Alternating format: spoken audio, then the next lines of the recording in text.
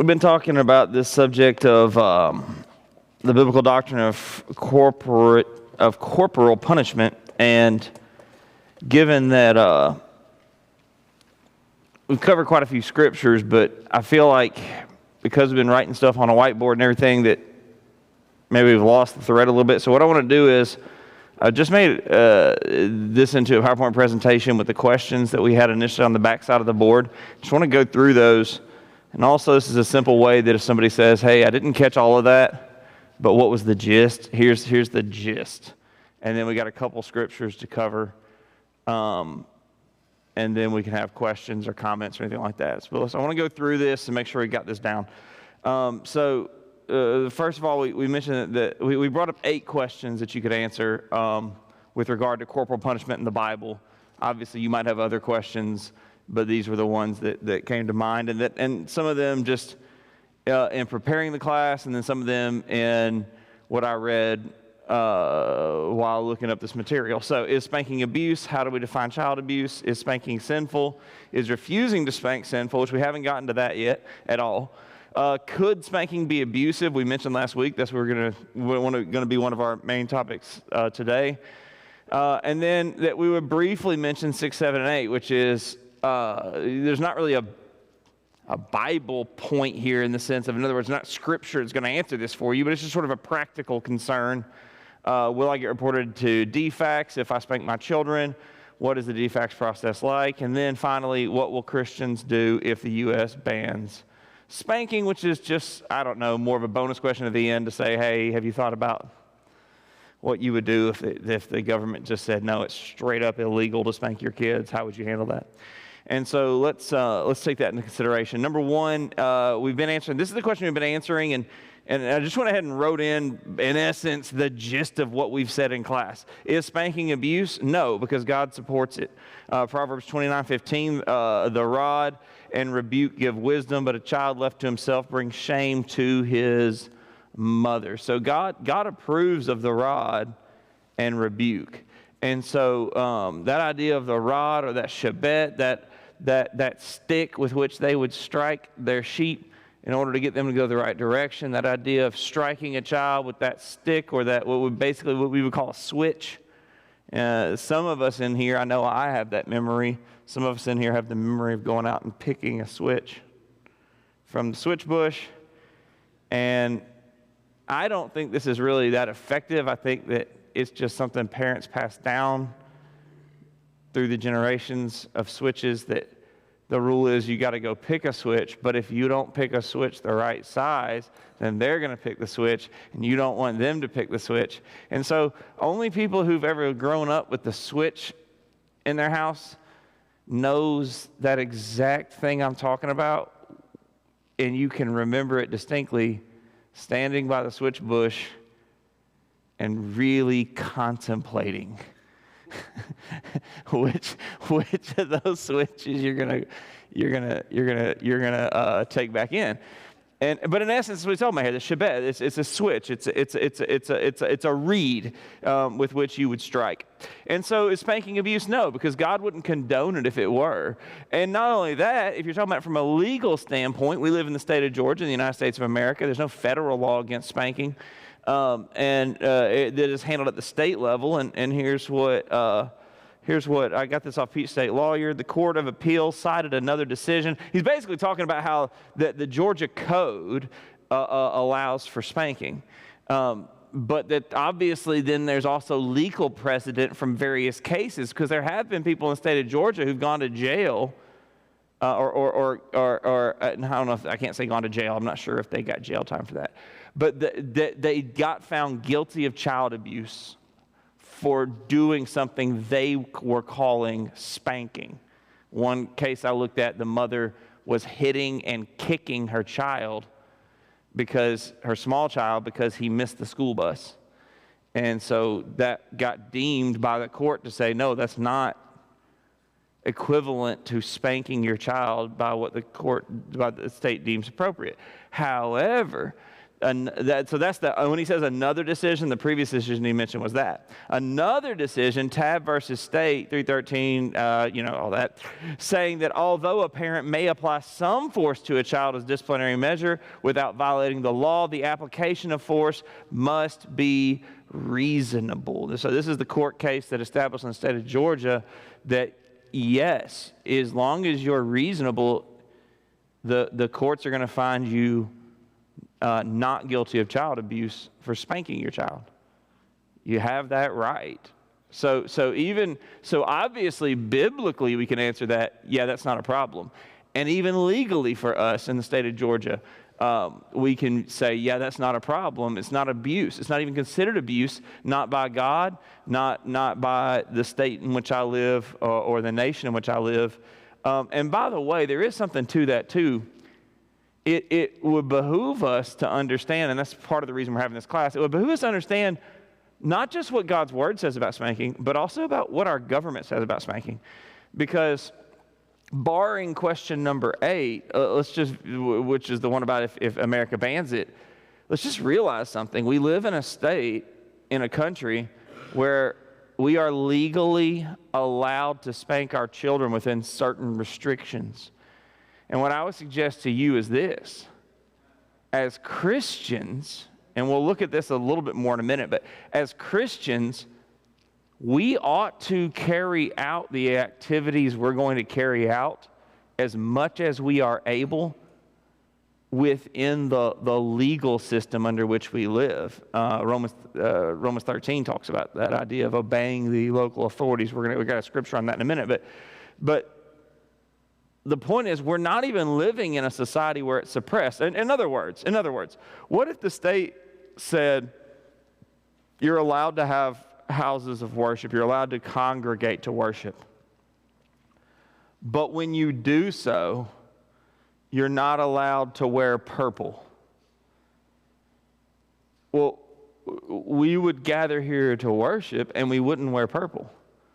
I don't know why the state would care if you're wearing purple or not, but the point is, I don't need to wear purple in order to worship God and to please God. And if the state says, we're going to let you worship, but you can't wear purple, then I'm going to say, okay, I'll wear, not even going to wear red or blue, I'll just wear black then, okay? Like, we'll make sure we're not purple. It's the same with this idea of spanking. There might be practices that biblically wouldn't be wrong. But if they violate the law, when the law actually allows you to do ultimately what the Bible is talking about here in spanking, but somebody says, but I really, when my child acts up, I want to pop them on the mouth. Well, a couple of things about that. Number one,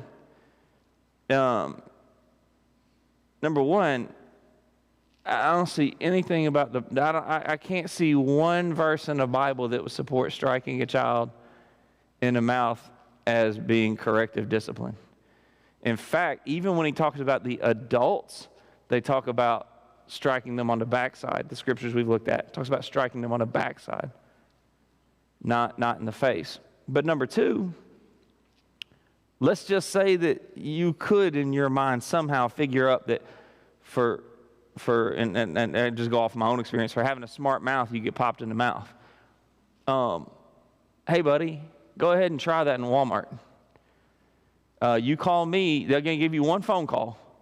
I'll come bail you out, but we're going to have a serious conversation.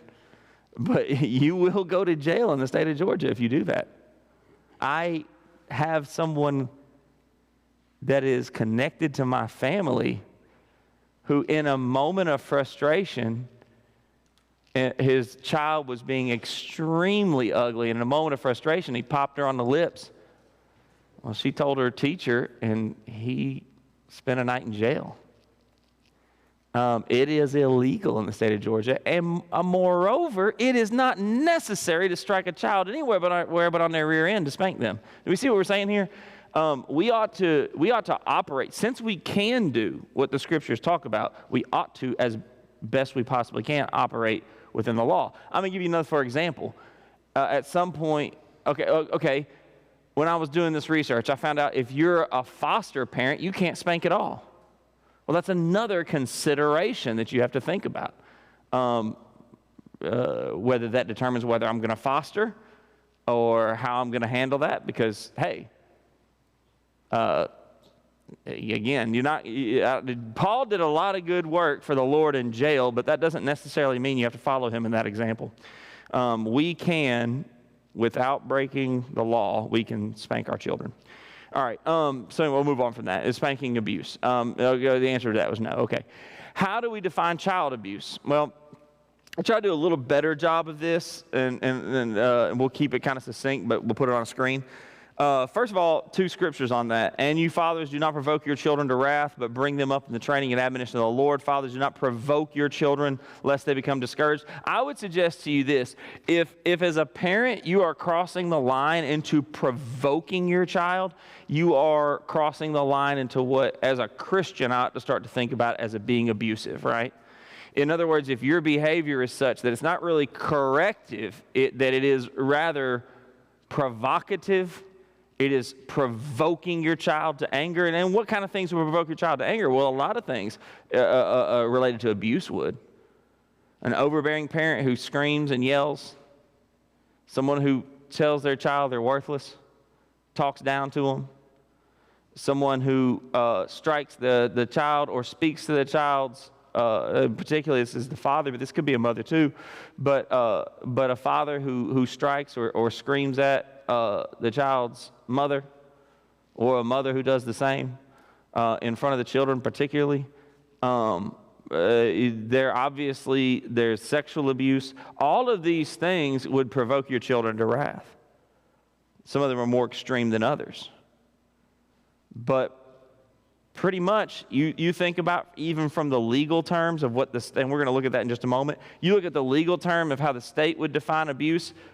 A Christian would agree with those things. Every one of those things are things for which a child, once they reach the maturity to where they can be angry with you, ought to be angry with you if you did them.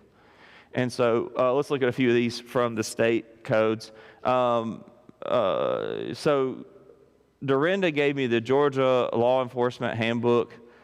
She had a copy of that that she loaned me for this, and so this comes from that handbook. In the definition section of when you get into actual like family domestic issues, there's this section at the beginning that defines terms, and so here's how they define child abuse. It means A, physical injury or death inflicted upon a child by a parent, guardian, legal custodian, or other person responsible for care of the child by other than accidental means. Provider, however, the physical forms of the discipline may be used as long as there is no physical injury to the child. No physical injury to the child. You ever watch sports? And I didn't make this distinguishment until I played sports. But if you played sports or watch sports, then you know the difference between someone being hurt and someone being injured, right? If you get hit on a play and it hurts, what does coach say? Yeah, walk it off, shake it off, get up and get back in there. If you get hit by somebody and you get injured, what does the coach say? Yeah, get them off the field, right? Go get them in a medical tent. Go check them out, see what's wrong. No parent should ever be seeking to injure their child. And so again, like even just in the language of it, this makes sense. Like this law is here to protect children, not to be somehow oppressive against parents. Neglect of a child by a parent, guardian, legal custodian, or other person responsible for the care of such child. By the way, you keep seeing other person responsible. I'm not going to try to say the Latin of this, but actually, I'm going to, in loco parentis, that's what it is. Okay, I was like, I didn't think I was going to remember that. In loco parentis. So this would apply to a parent or someone who is rightfully behaving on the behalf of the parent. So if you're keeping a child with the permission of the parent, or you're in a position to where you're taking care of the child and you are in the position of the one that is giving care to that child, all these things apply to you as well. The next one, C, emotional abuse of a child. This gets overlooked a lot. it is emotional. There are many things, again, as Christians, we're looking at the law. The law is for a bunch of wicked sinners out there who will do just about anything because they got no moral compass. As Christians, our bar is always going to be well above this, right? But emotional abuse gets overlooked, and we're not talking about the Dr. Spock stuff and all this self-esteem stuff. It's not that I have to make my kid happy with, candy and pizza parties every day. But the fact of the matter is, I owe it to my children to meet their emotional needs. They have emotional needs. They don't know how to meet those needs. They don't know how to get those needs met. One of the most important jobs that a father does for a son is to teach him how to understand and control his emotions. And one of the most important jobs that a mother does for a daughter is to teach her how to understand and control her emotions. And when a parent drops below, not even I'm helping you understand your emotions, I'm helping you cope with your emotions, I'm helping you make good choices. If you take that and flip that pendulum all the way to the other side, where the parent is, instead of doing their very important job of helping the kid deal with emotions, rather the parent is attacking and abusing and hurting that child in that emotional area, it's certainly abusive. That's torture. And can you imagine being stuck in a state where your brain's not fully developed, you don't fully comprehend, and instead of having help from the big people in your life, they instead hurt you in that area. Child abuse, D, is sexual abuse or sexual exploitation of a child. I don't have to say a whole lot about that. That is what that is. Child abuse, E, means prenatal abuse of a child by a parent. It's tragic that even has to be in our code. F, an act or failure to act that presents an imminent risk of serious harm to the child's physical, mental, or emotional health. Point that out. Child abuse has many faces. We typically think of child abuse, we think of some red-faced man, hitting his kid. Child abuse can be what you don't do. Child abuse can be what you don't provide for the child. It's interesting, we're doing this class, and I just saw this story. Anybody hear about this guy that escaped from a house? He set the house on fire. He's 30-something years old, and he weighed 85 pounds. And the last time he went to school or was seen in public was in 4th grade, when he was 11 years old, and his mother locked him in a room, put multiple deadbolt locks in it. This man, he can't even really be a man. I don't know what he is. He is a man, but I'm saying I don't know. He probably will never function in society because they just locked him in this room.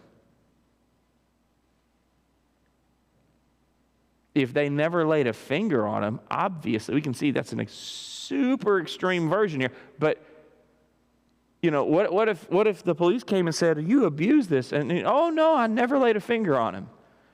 No. You can abuse it. Again, I think a lot of times we stereotype abuse to the ones that are easy to prove and easy to put somebody in jail for a very long time for. Hitting a kid, sexually abusing a kid. But as Christians, and the law does this, but again, this one's going to be way harder. It's going to be very, very hard for this to ever go to a trial and somebody be found guilty of it. Nonetheless, we're not so much concerned with not going to jail. We're concerned with being good parents when we talk about what is abuse. And so providing my child what my child needs, physical, mental, or emotional, is absolutely essential. And then finally, of course, trafficking a child for labor servitude. Again, tragic that we even have to put that on, that's even in our legal code. But there are people in our society that are so depraved that they make their living off of trafficking children as slaves. And every one of them should be captured and hanged publicly the next day.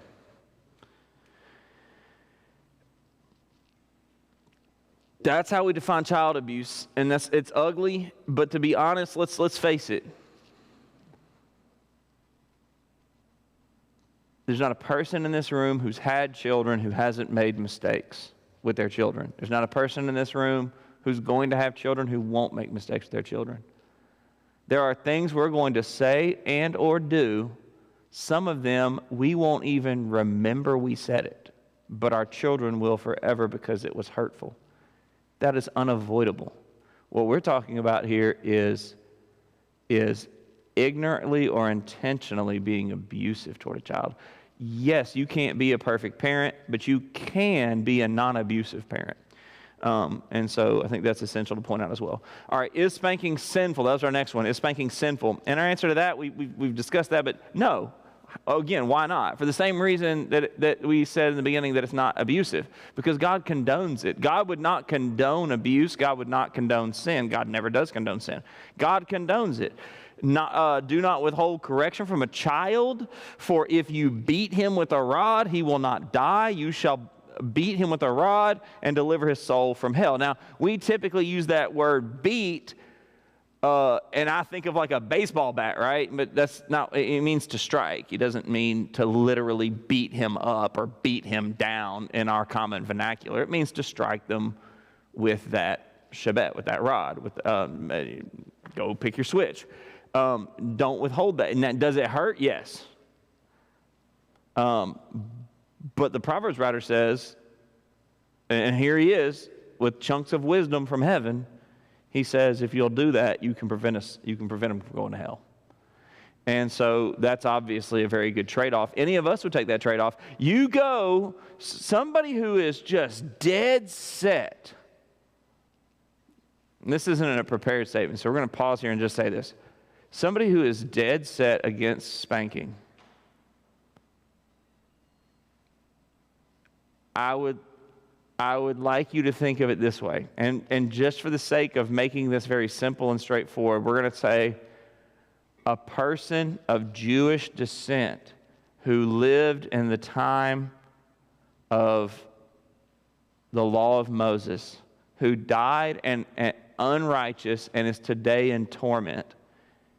You tell me that if you could go talk to that soul in torment and say, would you rather be here, or would you rather your father had delivered your soul from hell by spanking you when you were young? Which would you choose? Listen, if God can say through Solomon that you can deliver your child's soul from hell by striking your child with a rod when your child misbehaves, I don't know any other way to take that than to say I could deliver my child's soul from hell by striking him with a rod when he disobeys, by spanking him when he disobeys. And so there's no way around that passage. Trust me, I've read the people who try their hardest to get around this one. There's no way around that passage. There just isn't. As much as, and again, we've pointed this out before, I think some of my brothers and sisters in Christ who are against spanking, I think that they're against it with a good heart, but a wrong head. I know people who have been abused who are very much against spanking because of the abuse they suffered that their parents called spanking. I know people who feel very guilty because of how they spanked early in their parenting, and so they don't spank. I can appreciate the emotional concept behind that. The fact of the matter is, though, it's just your head's not in the right place because this verse is unget-overable. Now that brings up the next question. Okay, if that's the case, if the Bible clearly teaches that spanking is effective, even spiritually, for the eternal condition of your child when your child grows up and leaves your home and then leaves this world. If it's useful to that, then is it a sin not to spank? And the answer that I would come with that is no. I can't say it's a sin not to spank. And now, could I say I think it's unwise not to spank? I'd say I think it's unwise, given what the Scripture said. That if I don't, if I spare the rod, I hate my son. If I love him, I discipline him promptly. When I read that if I strike him with that rod, that I can save his soul from hell, I can argue it's unwise not to spank. Now, the reason I can't say it's a sin is because I'm not commanded to. Sin is a transgression of the law. There would need to be a law in place that I'm transgressing. What is in place is good biblical reasoning that I should spank. But you'll have to help me out if there's a command to spank in our covenant. I don't see it. What I do see is Hebrew 12 uses that word chasten that we saw so regularly, that's so closely connected with the rod. And they're referencing those Old Testament passages in Hebrews 12 when they talk about chastening. And so I think it's very easy to make the connection that if the Hebrews writer quoting these old passages is saying you need to do the same thing, and he's using it as a teaching method to talk about how God punishes us and we, fathers who love our children, punish our children, I think it's very easy to make that connection that, in other words, the Hebrews to whom he was writing and the Hebrew who wrote it, when they think about that chastening, this is what would come to their mind. And so there's very clear and very plain precedent to say that we absolutely may spank in the New Testament age. In other words, you can't do one of these things where you go, well, that was the Old Testament. You can't do it now. No, because even that, I will say this. When you think about those passages, those aren't the law of Moses. Think about the two passages that are the two strongest that we just mentioned. Is God giving them law there, or is he describing to them the nature of a relationship? If you go back to when he says, a man who spares the rod hates his son, is that commanding them to spank their children, or is that explaining to them the nature of a relationship between a father and son and corrective discipline? And we got to remember that about the Old Testament. Romans 15:4. Those things were written aforetime, written for our learning. We can come to a better understanding, a better understanding of the Scriptures through those things written aforetime. When I'm taught a truth about the nature of God, who God is, the nature of man, who man is in the Old Testament, that's just as true today as it was back then. The laws were done away with, but the principles remain. And so I would say the second verse is the same way when he says, if you strike him, it won't kill him, but you could deliver a soul from hell. Again, that's just wisdom. That's godly wisdom. It's not a command. It's not a part of the law of Moses. It's just godly wisdom about how you ought to correct your child. And so when I come to Hebrews 12 and I'm told I must chasten, it only makes sense I would go to God's wisdom that frankly he's referencing about how to do that. And so, no, I would not say, if someone says to me, I refuse to spank my children, I'm not going to spank my children, I would call that poor spiritual discernment given what God's word says about it. But I would not feel comfortable standing on and saying you're sinning by doing that. Did Jesus not tell us to love children? Jesus did teach us to love children. If you love your child, what will you do to your child? You will correct them promptly. And the people who don't spank, they'll correct them in other ways. Now, I would also warn them, because I saw this in my research, no matter how you want to correctively discipline your child, I can find you an article about how it's abusive. There's just, everything's abusive, right? In these articles, right? Like putting your kid in timeout is abusive. Telling your kid no is abusive, right? There's a nut out there who has a theory on how you're abusing your kid literally no matter what you do. And I don't mean to insinuate that everybody who is against certain practices are nuts. I'm saying some of the people are nuts. When you look at what they say, there's something off in your head if you have the theory that saying no to a child is abusive. In fact, I would flip it the other way around. If you don't say no to your child, I start to question whether you're abusive. Children need structure. They need instruction. They need discipline. So yeah, no, I could not go so far as to say it's sinful. I would say that it's between you and God. I will say this, if someone says, I absolutely refuse to spank, and I were talking to that person, I think my response would just be, could you explain to me why? And I think that whatever that person says to you, you could, in a humble way, in a kind way, you could respond back and say, I hear what you're saying, but I want to point out to you that that's man's wisdom. And if you open up to these scriptures, you'll see that God's wisdom does not agree with that. I don't spank my kids because this report, and I think I went over that Harvard study last week. This study says it causes them problems later in life. There are well-meaning people who love their children who do not spank them because they believe those studies. I've been hearing about this here recently. If you don't understand the state of studies today,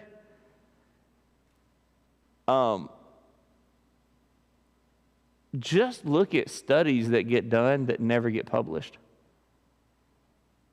And I love this kind of stuff, and so I listen to it, and you'll hear them. You'll hear people who are clinicians will talk about this study they did, but it's not published. Well, why is it not published? The people who funded it didn't like the results, so we didn't publish it.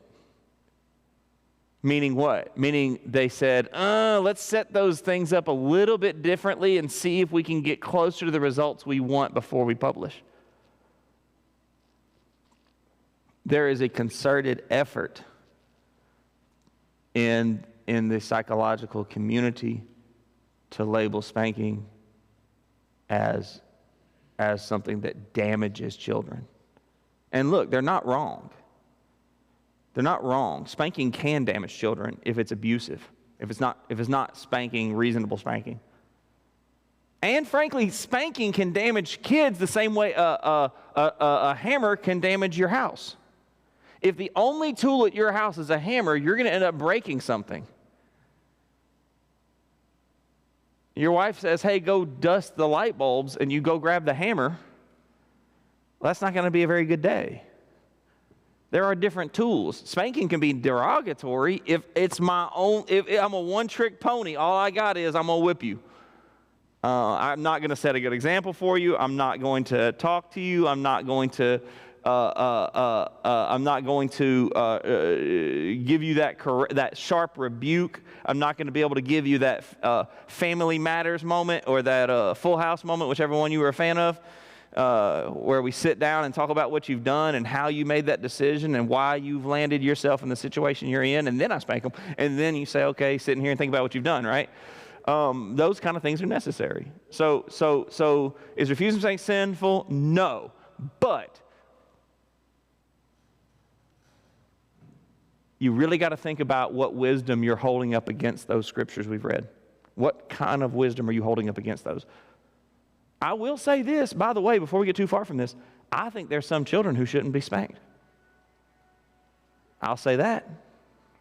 You bring me a child who was horribly physically abused and say, oh, Matthew, Nancy, this child was horribly physically abused, particularly if they were abused in a way that their parent called spanking. I would suggest to you that child should never be spanked again. And if you don't believe me on that, just talk to a person who's a survivor of sexual abuse And here this is something you don't think about very much, but we're in a group of adult people. I'll try to be conscientious of how I say this. People who suffered sexual abuse, even in the right environment, that is, even within marriage, will struggle to have a sexual relation. It takes work to get to where they can have a sexual relationship with their spouse because of the damage done by the abuse. Because even though this is their spouse, and even though this is God's design, and even though this is a wonderful thing, there's nothing wrong with it. But the activity triggers those memories.